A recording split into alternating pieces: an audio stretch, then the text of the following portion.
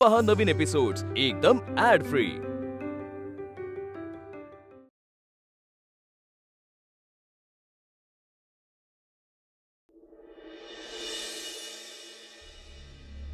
अरे तो आगाऊ टिळक दिसत नाहीये। नाही, आज इतिहासाची परीक्षा आहे ना, आणि इतिहास कोणाची दखल घेतो तर विजेत्यांची, पराभूतांची नव्हे। आणि बरं का, जो आज परीक्षेस अनुपस्थित राहील म्हणजेच अनुत्तीर्ण होईल त्याला सुद्धा कोणीही लक्षात ठेवणार नाही बरं का। ए कर्वे, आता एक जरी शब्द बोललास ना तर आहेत ते सगळे दात घशात घालेन आणि चेहऱ्याचा भूगोल बिघडवून टाके ना मी। काय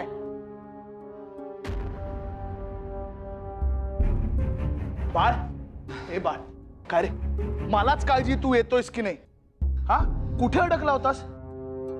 अरे आता काय सांगू तुला, आज सकाळी जागच नाही आली वेळेत।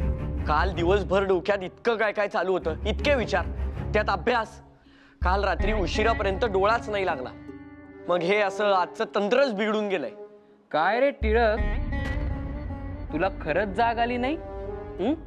का आज सुद्धा कालच्या सारखी तब्येत बिघडली तुझी बदाम खाऊन? आता ह्याचे दात घशात गेलेच समज। काजी, अरे किती मस्करी करायची? अरे कुत्र्याचं शेपूट वाकडं ते वाकडं, सरळ कुठून होणार? बाळ, अरे तुझे डोळे बघ किती लाल झालेत, तुझी नक्की तब्येत बिघडली नाहीये ना? अरे नाही रे, काल रात्री जरा उशिरा झोपलो, त्यामुळे आज उशिरा जाग आली। इथे वेळेत यायचं म्हणून जवळपास अख्खा रस्ता धावत आलोय मी। चला ताबडतोब आपापल्या जागी बसायचं।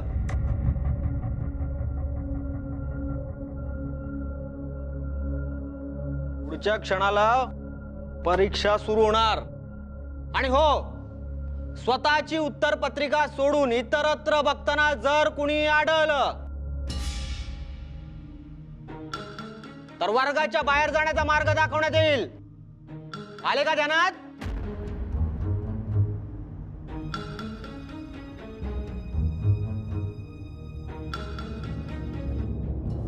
काय जमतंय का? चालू दे, चालू दे।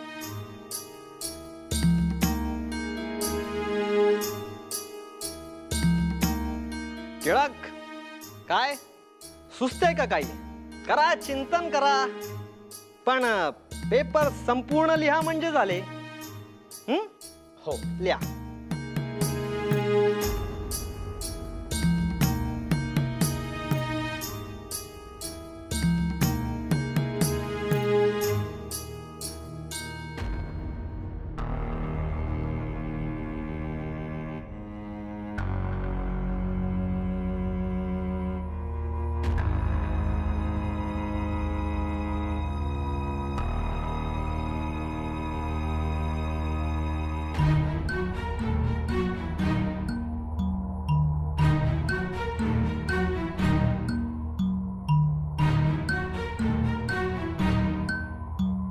काय रे, असायला काय झालंय? बाळ, परीक्षेचं काही गांभीर्य आहे की नाही? बाळ,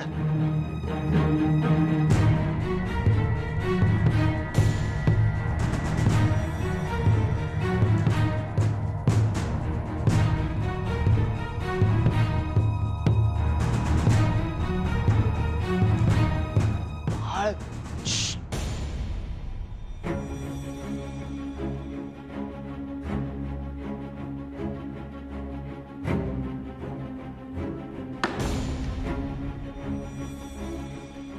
घरी काय गुरासारखं राबतोस वाटतं? नाही, इथे येऊन झोपा काढतोयस म्हणून विचारले। सर क्षमा करा, पण मला कारणे देणारी मुले अजिबात आवडत नाहीत। आले ध्यानात? अरे लाज वाटायला हवी। आपलं वय काय, आपण करतोय काय?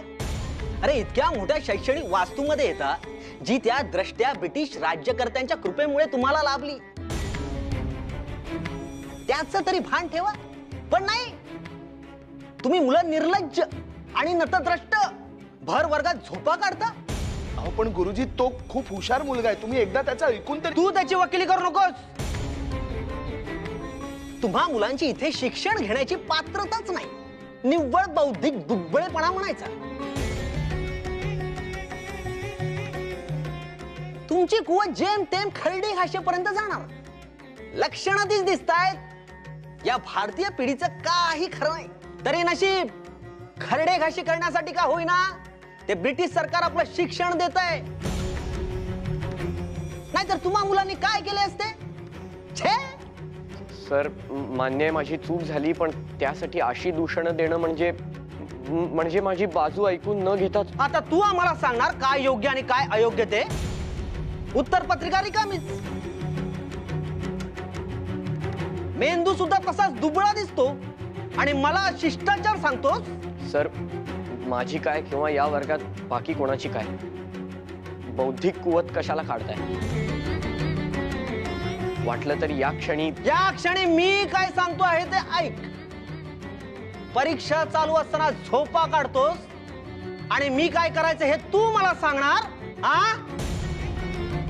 आता या क्षणी वर्गातून चालायला लागायचे. आले ध्यानात?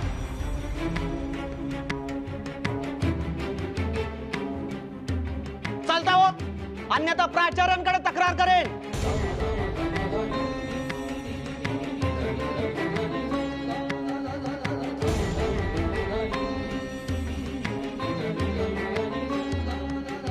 तुम्ही काय बघताय? पेपर सोडवा.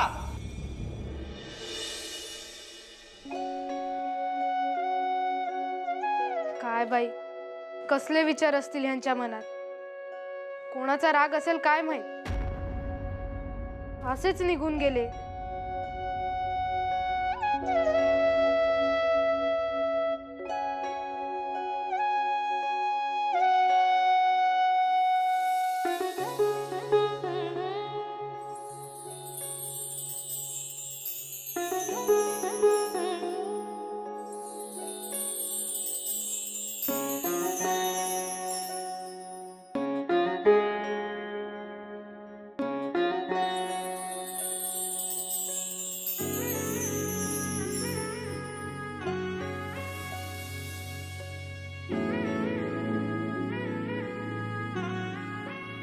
सासूबाई म्हणतात तसं हवं तर रागवा माझ्यावर, पण आत्ता जसे शांत बसले आहात तसं माझ्याशी बोलणार कधी तुम्ही?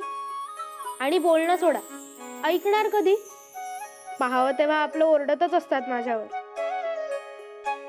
मी आपलं ऐकून घेते म्हणून ठीक आहे, पण तो राग मात्र नाकाच्या शेंड्यावर असतोच काय. आणि त्या वड्याच्या पारंब्यांसारख्या दिसणाऱ्या तुमच्या मिशा.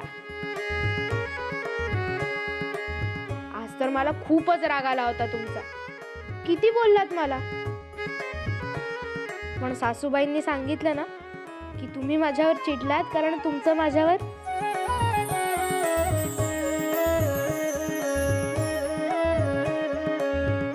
असं नका बघू माझ्याकडे. ते अभ्यास करता हो, पण नंतर तो पसारा आवरत का नाही कोणाच ठाऊ. सगळी पुस्तकं अशी.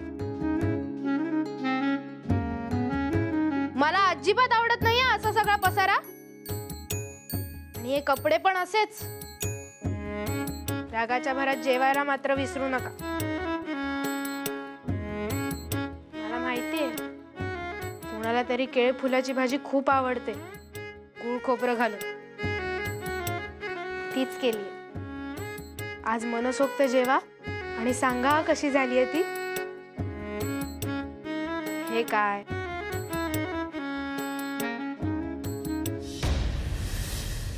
अगं बाई, सासूबाई. अगं बाई, हिला काय झालं आता?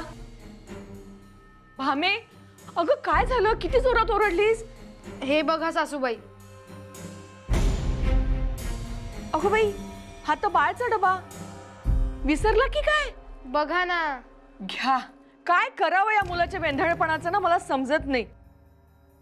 एवढं पहाटे सुटून तू भाजी केलीस त्याच्यासाठी आणि हा मुलगा डबा घरीच ठेवून गेला. सासूबाई, काय झालं असेल हो यांना? काहीतरी बिनसलंय यांचं. आधी असे नव्हते वागत हे. म्हणजे कालपासून यांचं चित्त थाऱ्यावरच नाहीये. काल धड नीट जेवलेच नाही आणि आजही हा मुलगा उपाशीच राहणार.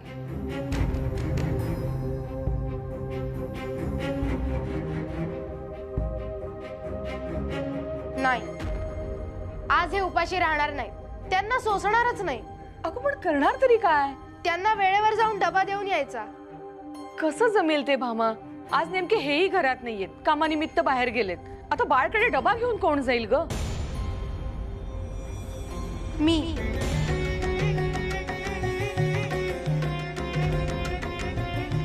नेऊन देईन त्यांना डबा.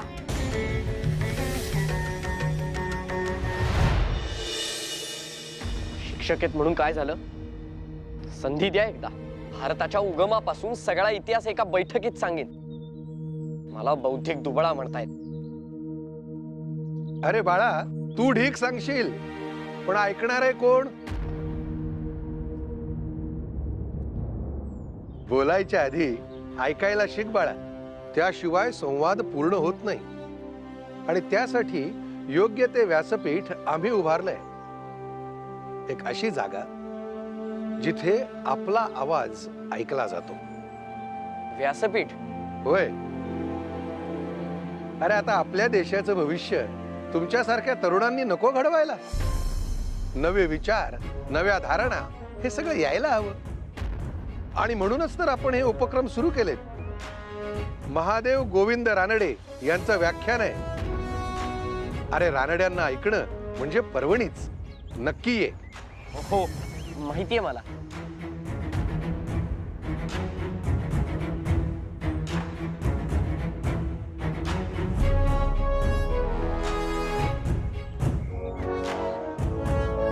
आओ.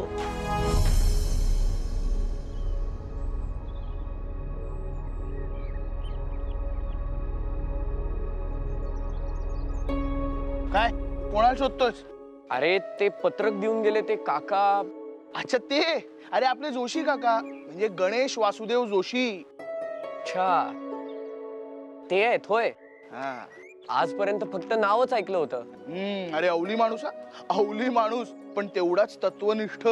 अरे नामांकित सरकारी वकील होते ते. असा प्रतिवाद करायचे की खटला त्यांच्या बाजूने निघायलाच पाहिजे. पण सोडली त्यांनी वकिली. का? अरे एकदा काय झालं, एका खटल्यात त्यांना असं समजलं की सरकारची बाजू चुकीची. त्या गोऱ्या न्यायाधीशानं लाच घेऊन सरकारच्या बाजूने निर्णय दिला. त्या क्षणी जोशी काकांनी वकिलीवर तुळशीपत्र ठेवलं. तेव्हापासून आपल्या समाजात सुधारणा कशी करता येईल यासाठी या अशा कामातून ते प्रयत्न करत असतात.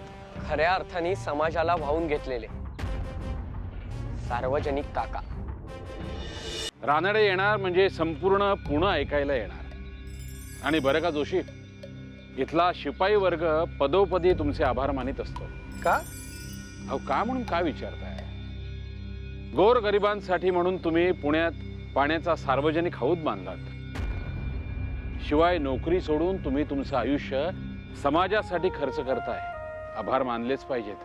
अहो ती वकिली म्हणजे कृष्णानं आणलेलं पारिजातकाचं झाड. म्हणजे कष्ट आपले आणि सेवा त्या गोऱ्या सरकारची. त्यापेक्षा आपल्याच माणसांसाठी जगू असं ठरवलं. अहो इथली काठी इथल्याच मातीत रुजायला हवी. जोशी, त्यासाठी फार मोठं मन लागतं. जितक्या सहज तुम्ही हे सगळं बोललात तितकी सोपी गोष्ट नाहीये ती. नमस्ते सर. आलाच का? बरं का जोशी, हा माझा टिळक्या म्हणजे बाळ गंगाधर टिळक. पोरगा हुशार आहे, चाणाक्ष आहे. आणि बरं का टिळक्या, हे सार्वजनिक काका. ओळखतो मी यांना. म्हणजे ऐकलंय यांच्याबद्दल. घ्या जोशी, म्हणजे तुमची ख्याती तरुण वर्गात देखील आहे बरं का. मगाशी मी तुम्हाला जे म्हणालो ना, त्याचीच ही प्रचिती. अहो कसलं काय? काका, तुम्ही बांधलेल्या नव्या विष्णूच्या मंदिरात रोज जातो मी. अरे वा. अरे मी कोण रे बांधणारा? आपण निमित्त असतो फक्त. येन केन प्रकारेण देवाची, आपल्या माणसांची सेवा करता यावी हाच उद्देश.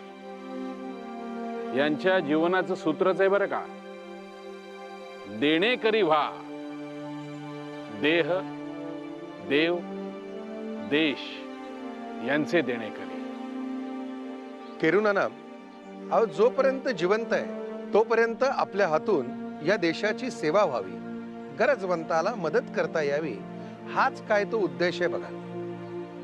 अहो आता ज्याची आई नाही त्याची आपण आई व्हायचं, ज्याचे वडील नाहीत त्याचे आपण वडील व्हायचं. अहो अजूनही आपला समाज हा अन्न, वस्त्र, निवारा, शिक्षण, बुरसटलेली विचारसरणी यातच अडकून पडलाय. खरंय. त्याला योग्य दिशा द्यायची असेल तर नव्या रक्तानं पुढे येणं गरजेचं आहे. एक व्रत म्हणून इथल्या लोकांच्या समस्या या सरकार पुढे कोणीतरी मांडायला हव्या. हो, सरकारी वकिली करताना हेच तर मला करता येत नव्हतं.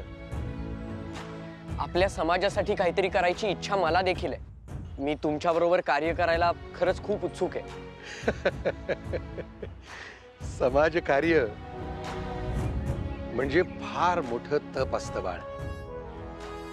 त्यासाठी फार मोठा मनोनिग्रह लागतो.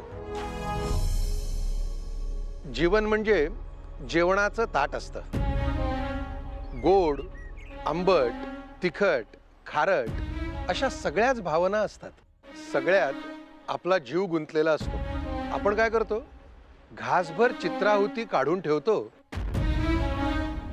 आणि आपल्याला असं वाटतं की आपण फार मोठं धर्माचं काम करतोय. हा गैरसमज आहे बाळ. ज्या क्षणी स्वतः उपाशी राहशील आणि भरलेलं ताट समोरच्या गरजवंताला देण्यामध्ये तू समाधान मानशील, त्यावेळेला तुला सेवेची महती कळेल. सुदैवाने हे सारं मी करू शकलो. अजून खूप शिकायचं आहे तुला.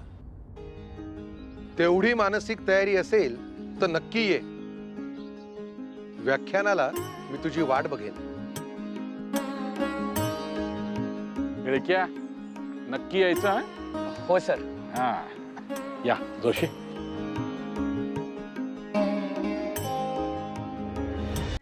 अगं काय म्हणतीयस तू? डोकं ठिकाणावर आहे का तुझं? हे बघ, मला तुझं बाहेर जाणं चालणार नाही. हे असले भलते विचार मनातही आणू नकोस. छे छे. अहो पण सासूबाई, आपल्याकडे दुसरा मार्ग तरी कुठे आहे? तुम्हीच तर म्हणलात ना, मामनजी बाहेर गेलेत, लखोबा गावी गेले, कुणाला तरी जावंच लागेल ना. हो, पण म्हणून तू जाणं मला चालायचं नाही. अगं बाई, हे पुणे आहे, पुणे. भले मोठे रस्ते आणि लांबची अंतर, त्यात तू एवढ्या छोट्याशा गावात आलेली, तुला नाही झेपायचं हे सारं. अगं बाई, आणि त्यात तूच कुठे अजून हरवलीस म्हणजे झालंच. नको ती काळजी, माझ्या जीवाला नुसता घोर. म्हणून काय त्यांना उपाशी राहू द्यायचं? आधीच त्यांचे मन स्वस्थ नाही, त्यात ते उपाशी राहणार. मला इथे नाही राहणार सासूबाई. हवं तर मी तुमचा शब्द नाही पाळला म्हणून जी शिक्षा द्याल ती भोगायला तयार आहे मी, पण मला जाऊ द्या. अगं नाही ग भामा, मला चुकीचं नको समजूस. मला राग नाही वाटत तुझा, उलट काळजीच वाटतीये. एवढीशी पोर तू, एकट्या बाई माणसानं इतक्या लांबवर जायचं, त्यासाठी घराचा उंबरा ओलांडायचा. कोणी पाहिलं तर काय म्हणतील? मलाही त्याच विचाराने भय वाटतं. पण आता या प्रसंगात कोण येणार आहे आपल्या मदतीला? कोणीच नाही. माझा जीव यांच्यासाठी तुटतोय.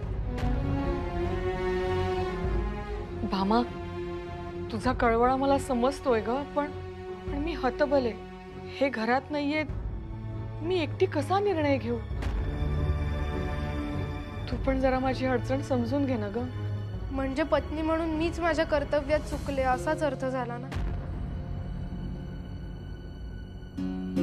आई, अगं मी असताना तू कशाला काळजी करतेस? अण्णा घरी नाहीयेत, पण त्यांचा हा थोरला मुलगा तर आहे. मी जातो वहिनी सोबत, म्हणजे तीही एकटी राहणार नाही आणि तुलाही शांत वाटेल. आणि मुख्य म्हणजे दादाला वेळेवर जेवण मिळेल. भाऊजी, तुम्ही याल माझ्यासोबत? किती चांगली कल्पना आहे. म्हणजे बघा ना, ह्याने सगळंच साध्य होईल. ते सारं ठीक आहे, पण बर एक वेळ हा येईल तुझ्यासोबत, पण तुम्ही दोघं जाणार कसे? रस्ता माहितीये तुम्हाला? आणि कुठं जायचंय, ते ठिकाण कुठे हे तरी माहितीये का? अहो, ह्यांनीच नाही का सांगितलं ना, काय ते डेक्कन का काहीतरी कॉलेज. अगं पण तुम्ही जाणार कसे? चालतच ना.